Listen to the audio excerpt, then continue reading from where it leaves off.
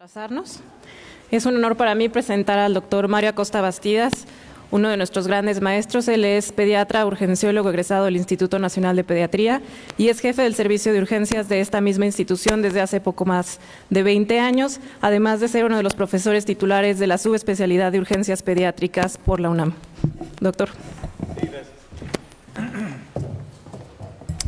Buenos días. Bueno, pues la siguiente conferencia, pues le agradezco mucho a Claudia y a los organizadores de la invitación que me hicieron. Hablar del paciente politraumatizado, pues algo que hacemos en urgencias bastante, pero no voy a hablar de eso. Voy a hablar del trauma, pero en el manejo de consultorio. Digo porque en realidad lo que nosotros hacemos en el consultorio es muy diferente a lo que hacemos institucionalmente.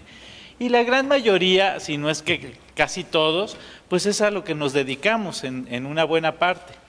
¿Y qué tanta posibilidad existe de que el médico general o el pediatra que solamente labora en consultorio vaya a manejar un paciente con un trauma craneoencefálico grave? ¿Sí? Lo primero que va a hacer es dejárselo a alguien que haga ese manejo. Lo que vamos a hacer es cómo manejamos los traumas menores en el consultorio. Digo, porque los que sí tienen una alteración neurológica, bueno, son muy evidentes, pero ¿qué hacemos con ese que se ve bien? ¿Qué hacemos con ese que se golpeó el torso del cuerpo y cómo podemos descartar que tenga una lesión importante si no nos está dando ninguna manifestación? Entonces, en los siguientes minutos les voy a presentar 3 casos clínicos prácticos de cómo se debe de abordar este tipo de pacientes. ¿Sí podrían apagar esta luz de aquí? Porque me parece que no se ve tan nítido, ¿verdad? Esta. Los accidentes son hechos relacionados con las condiciones y con los estilos de vida. Por ejemplo, ahora que hay más campismo y cosas así, pues tenemos perdidos en el Nevado de Toluca y perdidos ahí que tienen lesiones por frío o tienes congelamiento, que normalmente eso no sucede aquí en nuestro país. O tenemos lesiones por calor o contacto con animales ponzoñosos como víboras. Vaya, esto depende de los estilos de vida. Ahora nuestro estilo de vida es estar pegado a un teléfono celular y eso es lo que causa más accidentes ahora que el alcohol.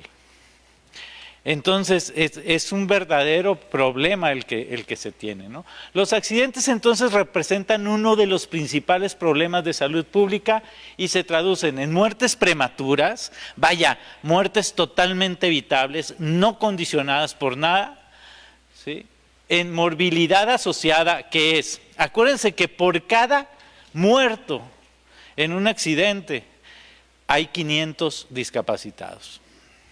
En un mayor o menor número, que esto pues cuesta dinero, ¿no? Hay una carga económica tanto social, individual y familiar, porque entonces tenemos a alguien que iba a ser total y absolutamente productivo, independiente y termina con un cuidado especial. Esta es la gráfica de mortalidad en México. Si vemos después del primer año de vida, los accidentes ocupan la principal causa de muerte.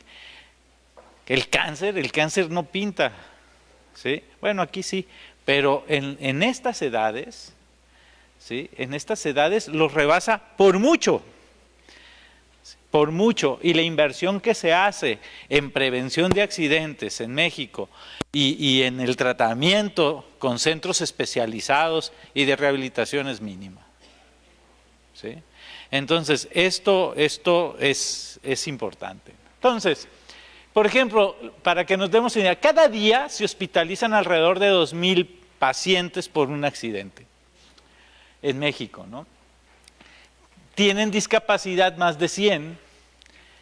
Cada día mueren 50 personas por accidentes, o sea, 16,000 personas al año mueren por accidentes, y la población mayormente afectada va entre los 5 y los 35 años. Esa es la realidad. En nuestro servicio de urgencias del Instituto Nacional de Pediatría, pues esto no es diferente. Los accidentes, con mucho, son la principal causa de atención, de solicitud de atención. Si solamente aquí, igualados o rebasados por los problemas respiratorios en la época estacional de otoño-invierno, ¿sí?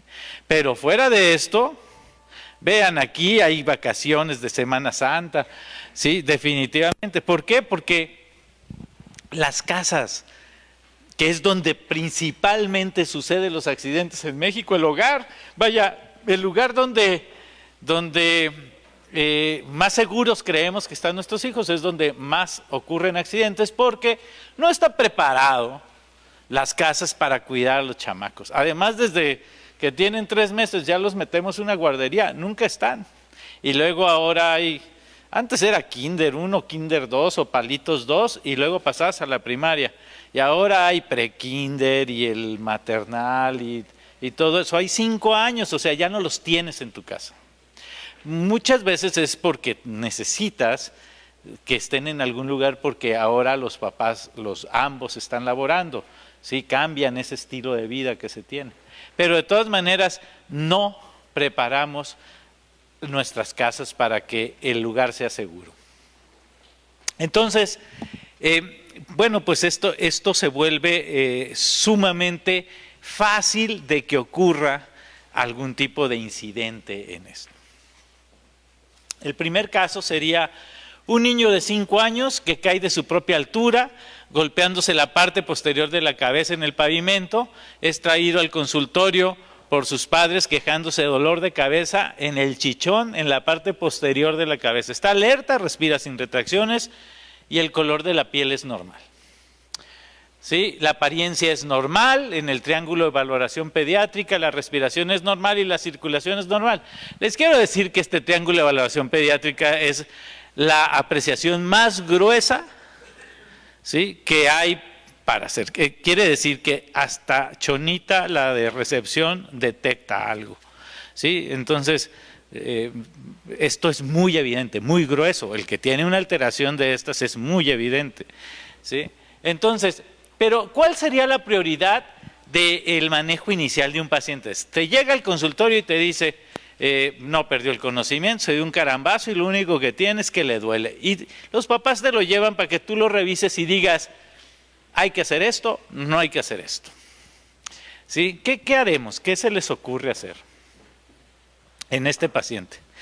No me voy a acercar muy a la orilla porque ya he visto que se caen, ¿verdad? Sería... ¿Sí? ¿Algo? ¿No? Radiografías, tomografías, una evaluación, qué datos son importantes o qué busco en un paciente que tiene un golpe en la cabeza. ¿Qué hago? ¿Qué hacen ustedes cuando les llega un chamaco con esas condiciones? Digo, esto es diario, ¿no? Bueno, por lo menos, ¿no? Es lo común, ¿no? Que están en la tarde, la mamá está haciendo la cena o ya preparando, el niño está brincando en la cama y se da un catorro. Y te hablan y te dicen, oye, ¿qué hago? ¿Lo dejo dormir? ¿No lo dejo dormir? ¿Sí? O sea, vomitó una vez. No existe una definición estándar para el trauma de cráneo menor. Fíjense bien, menor. El trauma de cráneo menor es muy diferente al trauma de cráneo leve. Dicen, acá, puede ser igual, sí. En el leve puede entrar el trauma menor. Pero el término de trauma de cráneo leve puede referirse a casos en que el niño tiene un Glasgow de 13 a 15, ¿sí? Y entonces ya no se considera menor, porque en el menor tiene 15, ¿sí? Fíjense, la incidencia del Glasgow y la lesión intracraneal, uno que tiene 15 de Glasgow tiene hasta 5% de posibilidades de tener una lesión intracraneal. Pero ya con 14, 11% y con 13, que se considera leve, una tercera parte. O sea, no es tan leve, ¿eh? ¿Sí? En un momento dado. Entonces, hay que diferenciarlo muy bien, porque yo no tengo la menor duda de que si el niño no se ve bien, tengo que hacer un estudio de neuroimagen. A mí la duda que me surge es cuando se ve muy bien, ¿sí? Cuando yo, así, con los pelos de la burra en la mano, le puedo decir, no te preocupes, no va a hacer nada a tu hijo. Te lo puedes llevar a tu casa. O ¿sabes qué? Lo tenemos que dejar en observación, o lo tenemos que hospitalizar y dar algo. O sea, ¿cuándo voy a hacer eso? Por ejemplo, la gravedad, los graves, que son la menor proporción, ¿sí? Pues aquí el neuroimagen es indispensable, vaya, no hay duda. No hay duda, es un paciente que está comatoso, digo, por supuesto que sabemos que le tenemos que hacer un estudio de neuroimagen. También el moderado, que va a un Glasgow de 9 a 12, ¿sí? Que tampoco es un porcentaje tan grande, ¿sí? También la neuroimagen es indispensable. Pero el leve, donde está la gran mayoría de los pacientes, ahí hay controversia. Controversia de a quién le tenemos que hacer neuroimagen y cuáles. ¿Las radiografías de cráneo sirven para algo? Sí, de verdad, porque yo lo que veo en la gran mayoría de los servicios de urgencia es que les toman, ¿sí? Y dices tú, o sea, sí puedes decir que con una radiografía normal o anormal, puedes decir que tiene o que no tiene algo. Esa es la consideración. Y entonces, a todos les voy a hacer tomografía, porque también existen riesgos de radiación y de cáncer. Ya se sabe que por cada tomografía que hagas en los menores de 10 años, aumentas la posibilidad de cáncer en edad adulta, ¿sí? De tomografía de cráneo, y aumentas mucho más si haces de abdomen, ¿sí? Así que no es tan inocuo, además de que en el paciente que no coopera lo tengo que sedar. Entonces yo debo sobrepesar el beneficio que puede tener un estudio para ver qué es lo que puedo hacer. Entonces, ¿cuál es el riesgo de un niño con trauma de cráneo menor de tener una lesión intracraneal? ¿Dónde empieza ese riesgo? Porque, fíjense bien, trauma de cráneo menor quiere decir, según la Academia Americana de Pediatría, Glasgow de 15, no haber perdido la conciencia, ¿sí? No tener ninguna alteración neurológica en el momento de la exploración, ni evidencia física de fractura de cráneo, ¿sí? O sea, no ojos de mapache, no signo de batalla, no nada de eso, no, eso ya se vuelve grave, ¿sí? Ni una fractura hundida, nada. Ese es el trauma de cráneo menor. El que se da un carambazo, ¿sí? Pues el ejemplo sería un zape, ¿no? Le das un zape y ese es pues sí le duele, pero pues hasta ahí, ¿no? No le hiciste ninguna contusión ni conmoción cerebral. Ese es el trauma de cráneo menor. Ahora, todos esos se comportan igual. ¿En quién se debe realizar estudios de gabinete diagnóstico y cuáles son los estudios más adecuados? Miren, todo este rollo empezó cuando se dieron cuenta en un estudio que en 608 pacientes menores de 2 años, el 5% tenía lesión intracraneal. ¿Sí? Pero de estos que tuvieron lesión intracraneal, de estos 30, la mitad no tenía ningún dato clínico. ¿Sí? Y de estos que no tenían ningún dato clínico, ¿sí? O sea, el 7% requirió intervención neuroquirúrgica. Digo, caray, o sea, entonces la evaluación clínica no me dice que alguien puede estar normal y yo lo mando a su casa y necesita neurocirugía, se va a morir y me va a demandar aparte de todo, ¿sí? Entonces empezaron a decir, oye, pues, ¿cómo podemos saber que sea seguro egresar un paciente o mandarle un estudio o no? ¿Cuáles son los factores de riesgo? Bueno, pues ya sabemos, pérdida de la conciencia, la presencia de vómitos, la cefalea. Sí, eso es lo que les decimos, ¿no? O sea, vomita, ¿sí? Le duele la cabeza, fractura de cráneo, convulsiones postraumáticas, un chipote, un hematoma subgaleal, pues, y el examen neurológico anormal, ¿sí? Todos estos los hemos considerado como factores de riesgo. ¿Qué tanto? Por ejemplo, la pérdida de la conciencia, hasta 2 veces.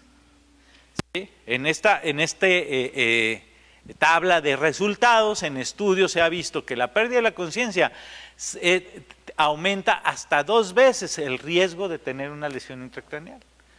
No importa si fue súbito y se recuperó al íntegro, se considera un factor de riesgo. ¿Y los vómitos? Los vómitos no. Caray. Entonces, como yo siempre le digo, y está vomitando, entonces, ¿para qué sirve si la presencia de vómitos no me dice que tiene lesión intracraneal? No es que no sirva, es cómo lo preguntas, ¿sí? Entonces, ¿o qué preguntas en el vómito? La primera pregunta es ¿cuántos? Entonces, por arriba de 5 vómitos, debes de sospechar que puede haber una lesión intracraneana. O sea, si vomita 2 veces, los niños se dan un catorrazo, lloran, tienen aerofagia y vomitan. 1 o 2 veces, eso es normal, es esperado. Pero que vomiten más de 5 veces, no. Y la otra es que sigan vomitando después de 6 horas de haberse dado el catorrazo. Sí, eso no es normal. Entonces, sí, en estos estudios preguntan, ¿vomitó o no vomitó? Sí, vomitar la verdad es que no te dice, pero hay que saber qué preguntar en esto. Igual que el dolor de cabeza, tampoco. Y yo decía, le duele la cabeza, pero es que también, ¿cómo lo preguntas? A los niños, le dices, ¿te duele la cabeza? Y dices, sí, ¿cómo no? Sí, pues sí, pero entonces debe ser dolor opresivo, intenso, incapacitante, ¿sí? En estos, o en los lactantes, tenerlo irritable todo el tiempo. ¿Sí? Entonces, o sea, no es lo mismo que te duela ahí, que sigas haciendo tus actividades, a ese tipo de dolor. Y vean, las fracturas de cráneo, no, las fracturas de cráneo sí, hasta 6 veces más te aumenta la posibilidad de tener una lesión intracraneal. Y dices, perfecto, yo tengo que saber si tiene una lesión. Pero ¿saben en quién aumenta esta posibilidad? ¿Sí? Especialmente en los menores de 2 años. Miren, la incidencia de fractura de cráneo puede ser hasta de un 6 a un 30% después de un golpe en la cabeza. Y el hematoma subgaleal en una región temporal o parietal, vaya, no frontal, cualquier cipote en la cabeza, en la frente, no tiene mucha importancia. Digo, a no ser que tenga un hundimiento ahí, pero normalmente no. Pero en una región no frontal, ¿sí? En menores de 2 años es un indicador muy sensible de fractura de cráneo. ¿Qué quiere decir esto? Que cerca de un 80% en menores de 2 años se asocia en una región no frontal a una fractura de cráneo. Y una fractura de cráneo pues te aumenta la posibilidad de tener una lesión intracraneal. ¿Sí? Entonces, vean lo importante que es esto. Con un Glasgow de 15, el riesgo de tener una lesión intracraneal que requiera neurocirugía es de 1 en 3.615. Si no tiene ninguna sintomatología, de 1 a 31.000. O sea, ya sería un garbanzo de libra, que de veras es muy mala suerte, que tenga Glasgow de 15 y además no tenga ninguna otra alteración neurológica, ni física, ni ningún síntoma, y que termine en una neurocirugía. ¿Sí? Ahora, los que tienen de 9 a 14, el riesgo aumenta pues de 1 a 51 pacientes. O sea, ya no es tan despreciable. Pero vean, sin fractura de cráneo es 1 en 180, pero con fractura de cráneo es 1 en 5. Sí te aumenta el riesgo de tener una lesión intracraneal, la fractura de cráneo. Y vean, los que tienen 3 es 1 a 7, ¿sí? De 3 a 8, ¿sí? Y con fractura de cráneo 1 en 4. O sea, un 25% que tenga fractura de cráneo con un Glasgow bajo tiene la posibilidad de tener una lesión intracraneal que requiera neurocirugía, porque tú puedes tener una lesión intracraneal y no requerir neurocirugía. Estamos hablando de la que sí requiere un drenaje de hematoma o algo. Las convulsiones, fíjense, las convulsiones, pues uno pensaría que sí, pero en este metaanálisis dice que híjole, se atraviesa la unidad, o sea, en fines prácticos no debe ser congruente. Yo les diría que si convulsionó, es importante. El golpe que se dio es sumamente importante y hay que abordarlo como una contusión o una conmoción cerebral en este paciente. Pero sí, hasta casi 3 veces aumenta la posibilidad de tener convulsiones postraumáticas tempranas de esto. La escala de coma de Glasgow bajo hasta 5 veces.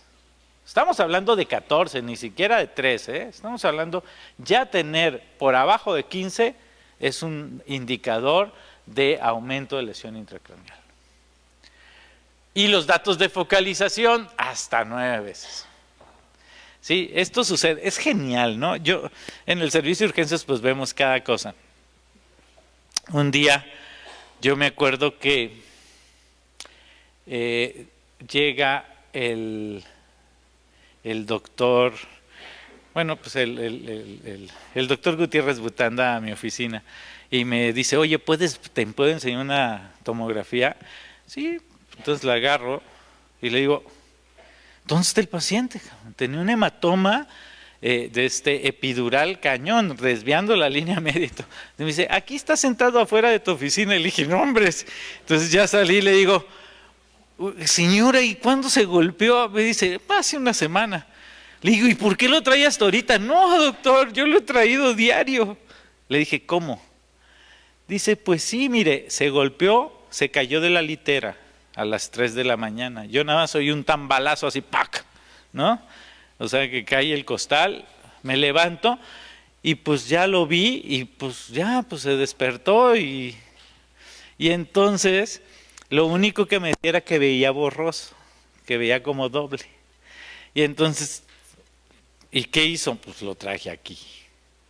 Y aquí lo revisaron, dijeron Glasgow de 15, sin ninguna alteración, no vomita, no le duele la cabeza, no tiene nada, vamos a vigilarlo. En la mañana, neurología, que no sé por qué lo vio, pero dice, no, pues sí, en realidad, pues está sintomático, vamos a egresarlo y lo seguimos nosotros por la consulta externa. Y así le hicieron, lo egresaron. Acude al otro día a la consulta externa de pediatría y le dicen, sí, bueno, sí, parálisis del sexto par craneal, Glasgow de 15, bla, bla, bla. Bueno, se va a neurología. Y neurología lo ve ese día y dice, sí, efectivamente, una parálisis del sexto par, Glasgow de 15 y ya. Dice, bueno, lo vemos en 3 días. ¿Sí? Asintomático. Pero, que lo vea oftalmología. Y entonces oftalmología lo ve al otro día y dice, sí, pues efectivamente una parálisis del sexto par, pero no tiene nada neurológico y no sé qué. Pues yo lo voy a ver en 1 mes o en 2 semanas. Dice, pero antes que lo vea otorrino, no vaya a ser que tenga una lesión. Y entonces, bueno, pero antes lo vuelve a ver neurología otra vez. Y dice, pues sí, sigue con la parálisis del sexto par.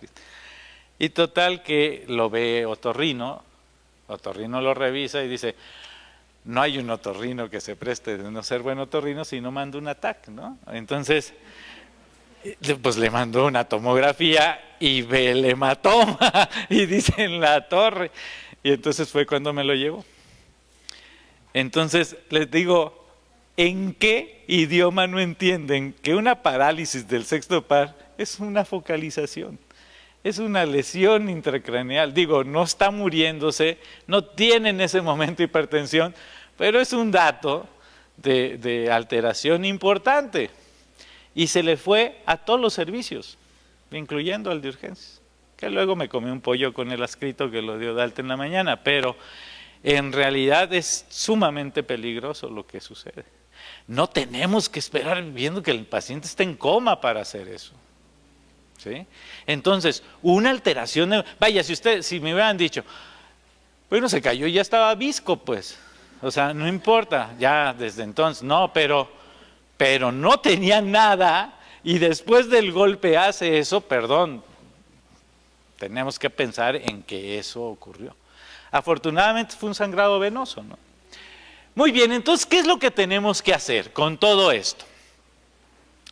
Este es un estudio grandísimo donde se hicieron más de 50,000 niños en varios servicios de urgencias, donde lo que vieron es que vieron quiénes tenían la posibilidad de tener una lesión intracraneal grave.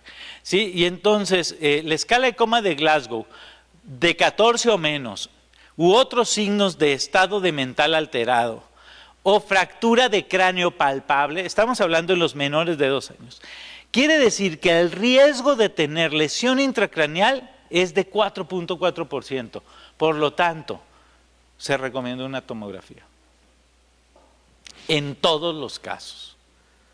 ¿Sí? Ahora, no tiene esto. Las siguientes, ¿tiene un hematoma en cuero cabelludo, temporal, parietal o occipital? O que tuvo historia de pérdida de la conciencia igual o mayor a 5 segundos, o mecanismo grave de lesión, que haya caído de más de 1,5 metros, que haya sido arrojado, que en un accidente automovilístico haya muertos, etcétera. ¿Sí? O los padres no lo ven bien, esos tienen casi un 1% de tener lesión intracraneal. La recomendación es observar o hacer una tomografía. Normalmente lo que hacemos es que los dejamos 8 horas en observación y vemos, todo esto depende de mi experiencia, la experiencia del médico. Bueno, yo tengo médicos con mucha experiencia en el servicio de urgencias y los ven y ellos dicen, ¿sabes qué? No, mejor le hacemos una tomografía de una vez. Y la verdad se equivocan poco, pero tienen mucha experiencia en ver estos pacientes. ¿Sí? Empeoramiento de los signos y síntomas durante el periodo de observación, si es menor de 3 meses o si tiene signos múltiples, ¿sí? O los padres los están molestando. ¿Sí? Fíjense bien. En estos pacientes lo que nosotros hacemos es que en en hematoma en cuero cabelludo, aquí hacemos radiografía de cráneo. Así, y si hay fractura, hacemos tomografía. Sí, ahora, porque las indicaciones de radiografía solamente son en menores de 2 años. ¿Sí? Solamente. Y que tengan Glasgow de 15 sin una manifestación de nada y que solamente tengan un chipote en la cabeza. Sí, esa es la única indicación. La otra indicación sería que sospechen maltrato. Entonces hay que hacer un niñograma, ¿sí? Para buscar fracturas recientes y antiguas. Y la otra consideración es que no puedan convencer a los papás de que no necesita una radiografía. Hágansela. ¿Sí? Porque mira, se va a salir de su consultorio y se va a ir al primer gabinete radiológico que encuentre y le van a hacer una radiografía. Y si tiene una fractura, no se la van a acabar, aunque eso no quiera decir nada. ¿Sí? La otra es que ustedes sean dueños del gabinete también. Muy bien. Y luego, si no tiene ninguna de estas, solamente el 0.02 tiene posibilidades de presión intracraneal. ¿Sí? Por lo tanto, no vale la pena, ¿no? En los mayores de 2 años, ¿sí? Igual, Glasgow de 14, otros signos de estado mental alterado, signos de fractura de base de cráneo, o sea, equimosis periorbitaria, signo de batalla, ¿sí? Estos tienen 4% de riesgo, hay que hacer tomografía. No tienen ninguna de estas, historia de pérdida del conocimiento, de vómitos, mecanismos graves de lesión o cefalea grave, ¿sí? Tiene hasta un 1%, entonces se vigila. Aquí no tomamos ninguna radiografía. Y los que no tengan ninguna de estas, la posibilidad de tener con un valor predictivo negativo cerca del 100% y sensibilidad del 96%, ¿sí? La verdad es que es adecuado. Hay estudios de deterioro tardío porque dicen, y si le tomo y la tomografía dice que no tiene nada y luego que sí tiene, ¿cómo sé? No, hay varios estudios donde dice que pacientes con fractura de cráneo y TAC normal, la incidencia de deterioro tardío fue 0. Estamos hablando que están asintomáticos neurológicamente, ¿sí? Entonces, ¿cuáles son las instrucciones de seguimiento? Bueno, pues cualquiera de los siguientes signos que se presenten en este tiempo, ¿no? Uno sería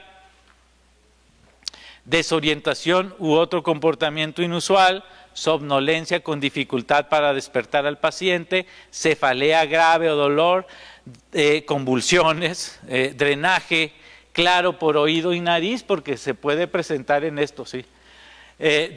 Vómitos persistentes, visión doble o alteración neurológica. En esos tiene que acudir de manera inmediata, ¿sí? Porque son datos de deterioro. Entonces, las conclusiones que podemos decir en este tipo de pacientes es que los criterios para evaluación radiográfica en casos de trauma menor son polémicos. Pero el estado mental alterado, los déficits neurológicos focales o la evidencia de una fractura de base o deprimida es una indicación para tomografía, en todos los casos. Tomar un ataque de cráneo en todos los pacientes con pérdida del conocimiento, Glasgow bajo y alteración del estado mental después del trauma. O sea, con historia de pérdida del conocimiento, ¿sí? Las radiografías de cráneo pues, son de valor limitado, especialmente útiles en menores de 2 años con hematoma parietal o temporal, incluso occipital, que estén despiertos, vaya, que tengan Glasgow de 15, porque si tienen Glasgow de 14 es tomografía, ¿sí? O sea, no hay duda. O perdió el conocimiento, estado mental alterado, es tomografía. La radiografía se deja para esos que están neurológicamente normales, sí, tienen un chipote en la cabeza, menores de 2 años. Y la presencia de una fractura de cráneo en menores de 2 años, pues requerirá una tomografía, básicamente. El otro es uno que se golpea, ¿no? Es un niño de 14 años que hace 2 horas al estar jugando un partido de fútbol choca con otro jugador, se caen, o sea, se golpea la cabeza junto con él, ¿sí? No presenta pérdida del conocimiento, pero refiere que después de 2 horas tiene mareo, cefalea y fatiga, por lo que la madre pues acude al consultorio para que lo revise, ¿sí? Los signos vitales pues son normales para la edad del paciente. Él está consciente con escala de Glasgow de 15, discreto hematoma subgaleal en la región frontoparietal, frontotemporal derecha, no hay hundimiento ni evidencia de fractura de base de cráneo, no hay alteración de marcha, reflejos ni sensibilidad. ¿Cuál es su impresión diagnóstica? ¿Qué piensan que tiene este muchacho?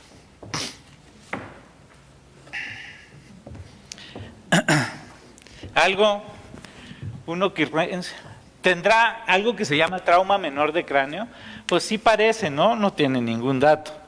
Pero ¿qué otra cosa tiene que yo tengo que sospechar? ¿Perdón? Pero es un cefalohematoma, es un chipote, pues. ¿Por qué?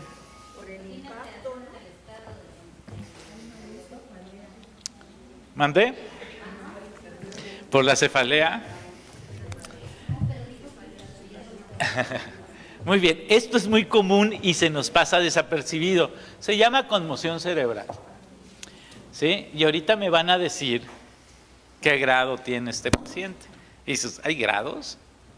¿Sí? Aunque los términos de conmoción cerebral y trauma craneoencefálico leve se utilizan como sinónimo en la literatura, no es así. La conmoción relacionada al deporte puede ser una lesión grave. Es bien común que suceda, pero bien común. Y además, como somos raza fuerte y luchona, no importa que se dé un catorrazo y dice, órale, levántate y síguele, güey. ¿Sí? Y entonces, ¿sí está bien esto? O sea, lo que hacemos.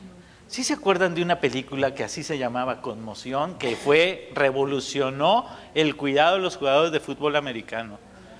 ¿Sí? Con Will Smith, ¿no? Que demuestran las lesiones secundarias o el segundo impacto de la lesión y cómo quedaban con daños permanentes estas gentes, ¿no?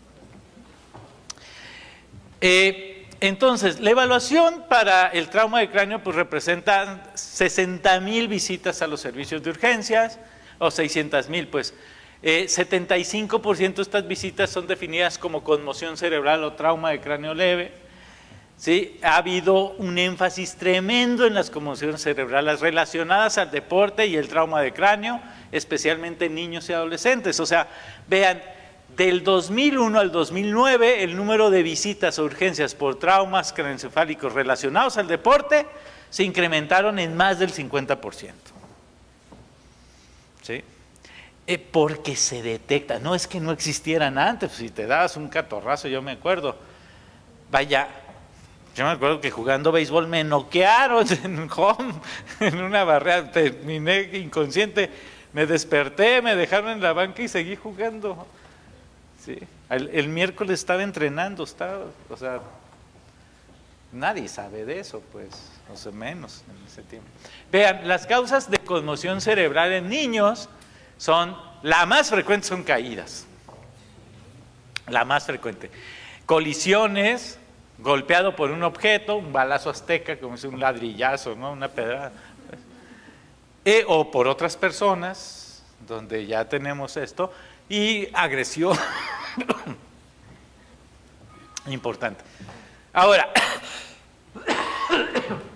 en los deportes, vean cómo. En el fútbol soccer el 8%, en el fútbol americano es casi la mitad, ¿no? De esto. En el soccer el 8% de mujeres y de hombres, ¿sí? Pero en el básquetbol las mujeres son más rudas, de veras, o sea, las mujeres se lesionan en los deportes iguales 70% más que los hombres. Sí, son más rudas. Yo siempre he dicho que son de tenerles miedo, pero sí, en este sentido, o sea, son malas, ¿no? ¿Dónde sucede? Pues sucede en la gran mayoría durante los juegos, pero en las prácticas también, ¿sí? De un 5 a 10% de los atletas experimentarán una conmoción en cualquier época de la temporada de deportes, ¿sí? Entonces, no, es entrenamiento, no, también se lesionan y de manera importante. Entonces, ¿cuál es la definición de esto? Dice que es un proceso fisiopatológico complejo que afecta al cerebro inducido por fuerzas traumáticas biomecánicas que tiene varias características comunes que son así. Puede ser causado por un golpe directo en la cabeza, o cuello, o cara, u otras partes del cuerpo, con una fuerza impulsiva que va a la cabeza, como el latigazo. Un latigazo también me puede dar conmoción.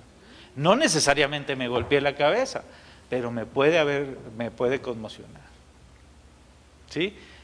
Entonces, típicamente resulta en la rápida aparición de breve deterioro de la función neurológica que se resuelve espontáneamente y rápidamente. ¿Sí?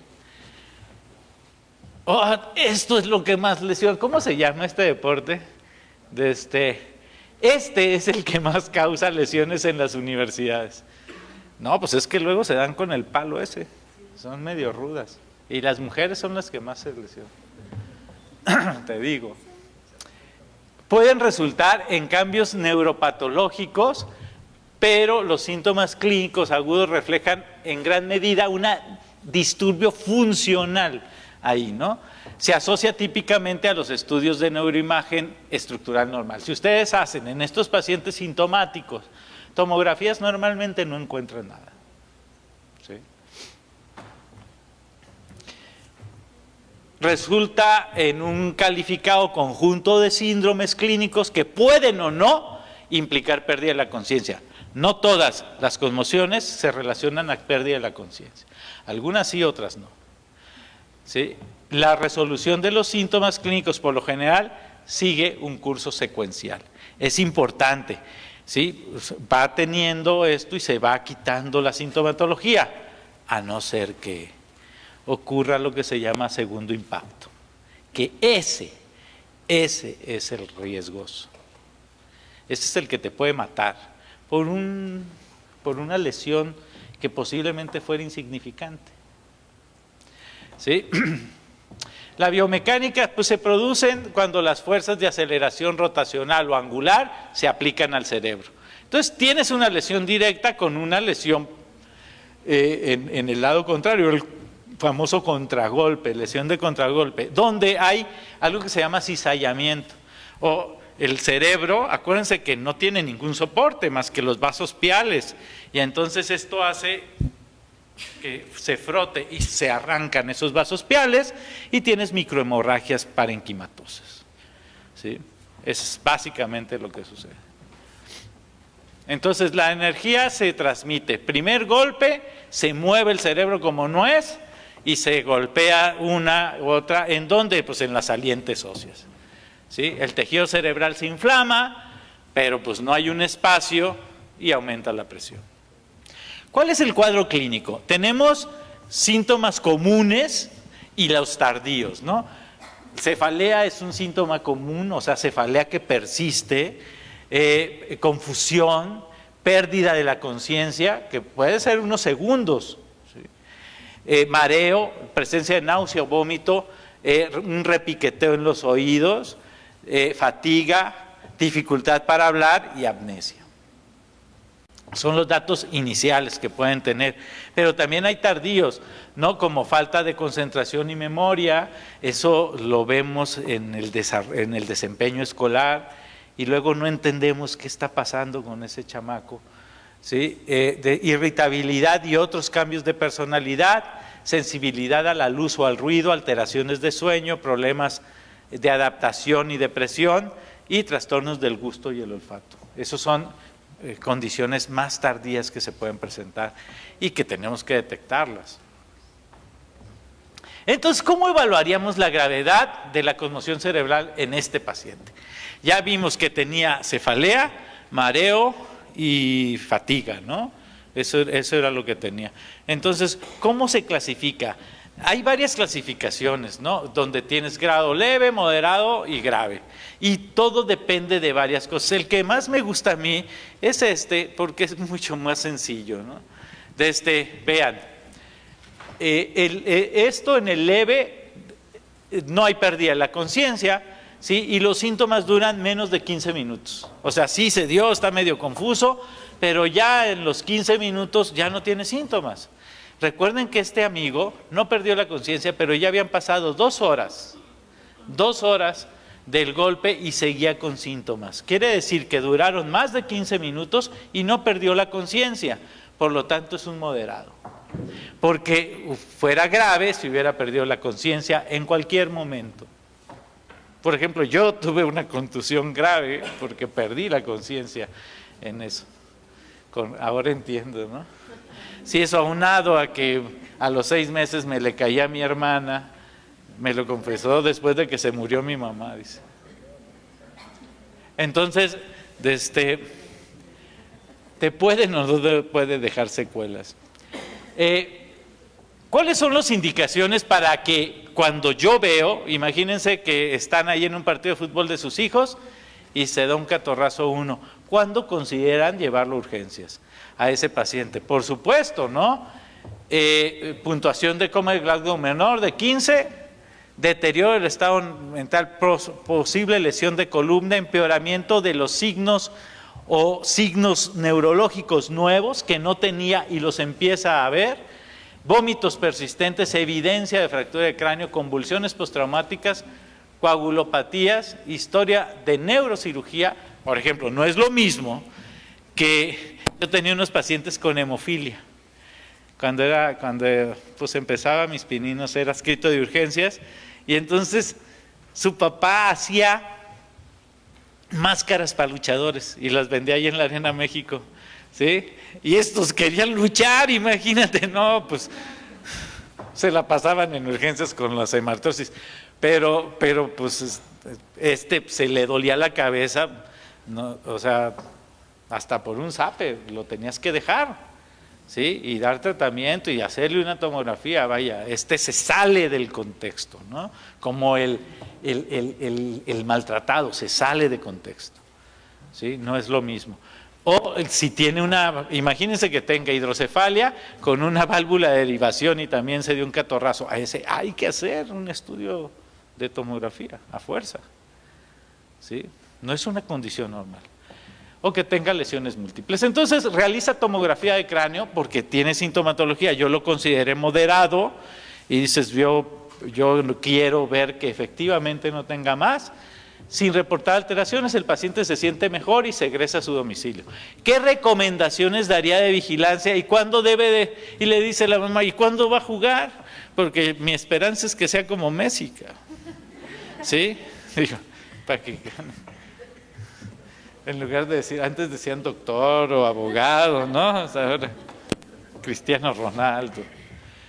Entonces, dice, podrán surgir problemas durante 24 o 48 horas. Ojo, en ese tiempo no hay que dejar solo al niño, ¿sí? No tiene que ir a la escuela, por supuesto. No hay que dejar solo al niño, ¿sí? Y acudir, si hay nueva cefalea o aumentó la que tenía, persistencia o aumento del dolor de cuello, somnolencia o no puede ser despertado, no reconoce lugares o personas, tiene náusea o vómito, se comporta inusualmente, parece confuso o irritable, tiene cualquier tipo de convulsión, debilidad o entumecimiento u hormigueo, inestable al caminar o al estar de pie, dificultad para hablar o dificultad para comprender oraciones o oraciones. Digo, normalmente los hijos tienen una dificultad para entender esto, pero vaya, que se salga de lo normal, ¿no? En ese sentido. En ese momento tiene que acudir a una segunda revisión. Ahora, ¿cuándo lo regreso al deporte? Porque el riesgo gravísimo de esto es el segundo impacto. Y si nosotros no dejamos que este primer impacto se quite, se solucione por completo, puede ser mortal el siguiente. Entonces, hay varias etapas. Sin actividad, ¿sí?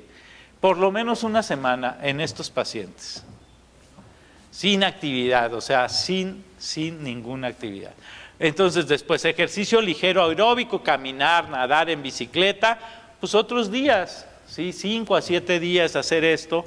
Ejercicio específico para cada deporte, ejercicios de patinaje, de hockey, de lo que sea, ya más, ejercicios de entrenamiento sin contacto, o sea, si está jugando fútbol, pues ya que haga esto, chute la pelota, pero que no esté en contacto, y por supuesto, que no remate de cabeza, pues, o sea, es básico en esto.